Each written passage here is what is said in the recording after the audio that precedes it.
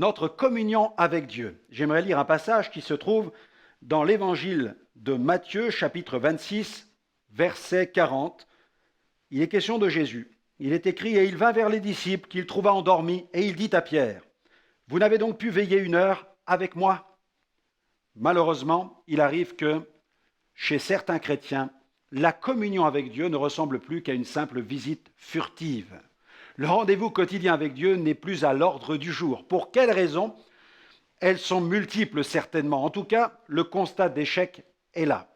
Bill Hybels a écrit un livre dans lequel il décrit d'une manière remarquable cet état de fait. Il n'hésite pas à parler de son expérience personnelle et le titre de ce livre est « Trop occupé pour ne pas prier ».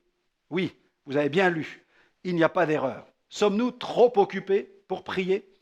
Alors, comme Bill Hybels, agissons.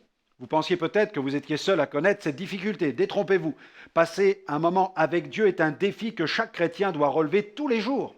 Jésus n'a-t-il pas reproché à ses disciples de ne pas être capables de passer ne serait-ce qu'1 heure avec lui ? Quand on pense à cette situation de crise dans laquelle se trouvaient les disciples, on peut s'étonner du peu d'engagement de leur part au niveau de la prière.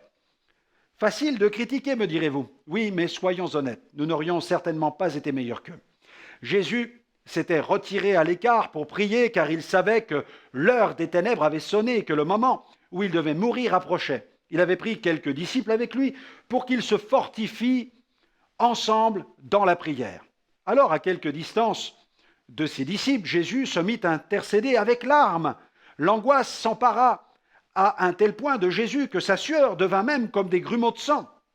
Mais au lieu de se tenir aux côtés du Seigneur, les disciples restèrent endormis. Je crois que l'une des causes de notre manque de prière réside dans l'idée que nous nous faisons de ce moment que nous devons passer avec Dieu.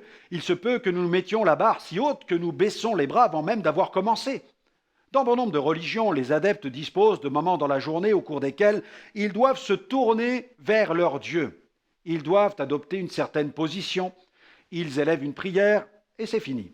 Souvent, n'est-ce pas ce que nous faisons ? Nous parlons à Dieu, nous faisons notre prière comme une récitation. Nous parlons à Dieu, mais nous ne laissons pas Dieu nous parler. Ce genre de culte porte bien son nom, culte personnel.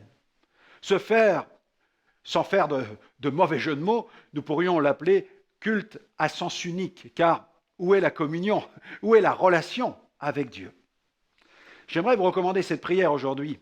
Seigneur, pardon pour toutes les fois où j'ai parlé sans prendre le temps de t'écouter.